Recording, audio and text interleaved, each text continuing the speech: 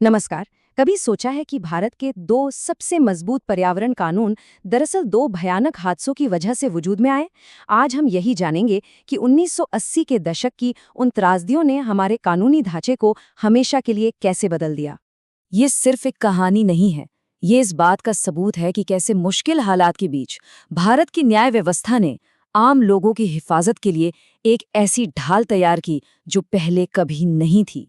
तो चलिए जरा समय में पीछे चलते हैं। 1980 के दशक के भारत में वो एक ऐसा दौर था जब देश औद्योगिक तरक्की की राह पर था, लेकिन इसकी एक बहुत बड़ी कीमत दो भयानक पर्यावरणीय आपदाओं के रूप में चुकानी पड़ी। देखिए, उस समय दो त्रासदियां एक साथ चल रही थीं। एक तरफ हमारी पवित्र नदी गंगा में धीरे धीरे जहर घोला जा रहा था और दूसरी तरफ भोपाल में एक अचानक भयानक औद्योगिक हादसा हुआ। और ये दोनों ही मामले एक ऐसे कानूनी मोड़ पर पहुंच रहे थे जो इतिहास बनाने वाला था। चलिए सबसे पहले उस केस की बात करते हैं जिसने भारत की सबसे पवित्र नदी को बचाने की लड़ाई लड़ी। तो असल में समस्या क्या थी? कानपुर की चमड़ा फैक्ट्रियां अपना सारा जहरीला कचरा, जिसमें क्रोमियम और एसिड जैसे खतरनाक केमिकल्स थे, वो सब सीधे गंगा में बहा रही थी। और उनका बहाना?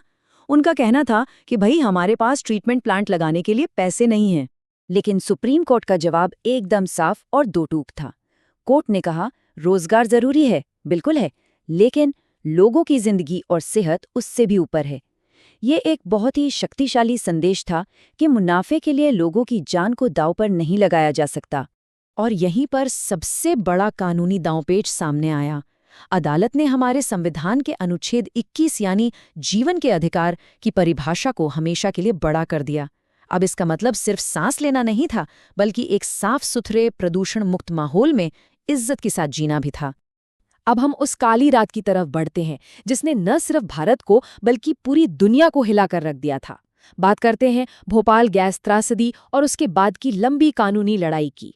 2000 से ज्यादा। सोचिए, ये सिर्फ एक आंकड़ा नहीं है, ये उन लोगों की संख्या है जो एक ही रात में एक जहरीली गैस की वजह से मौत की नींद सो गए।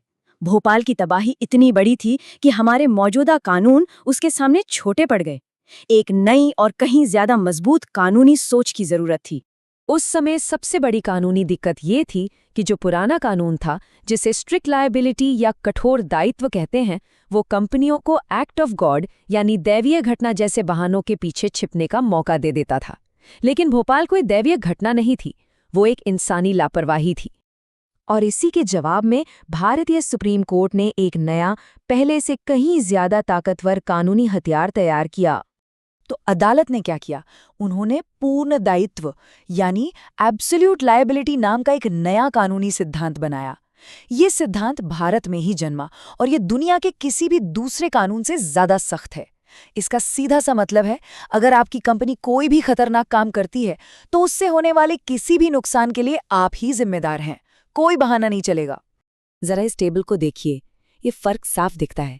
जहां पुराना कठोर दायित्व का कानून कंपनियों को बचने के कुछ रास्ते देता था, वहीं नए पूर्ण दायित्व के सिद्धांत ने खतरनाक उद्योगों के लिए सारे दरवाजे बंद कर दिए। अब जिम्मेदारी पूरी और बिना किसी शर्त के थी।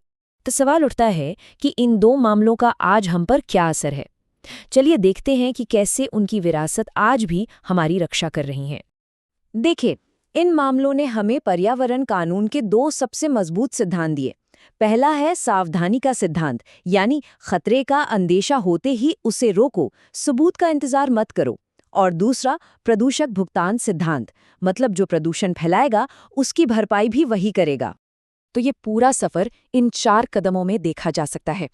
एक त्रासदी हुई जिसने सिस्टम की कमियों को उजागर किया, फिर अदालत में नए कानून बनाए, इसके बाद सरकार ने भी एक मजबूत एक्ट पास किया, और आखिर में आम नागरिक को जनहित याचिका यानी PIL जैसा एक ताकतवर हथियार मिला। और ये सब हमें आज एक बहुत जरूरी सवाल पर लाकर खड़ा करता है।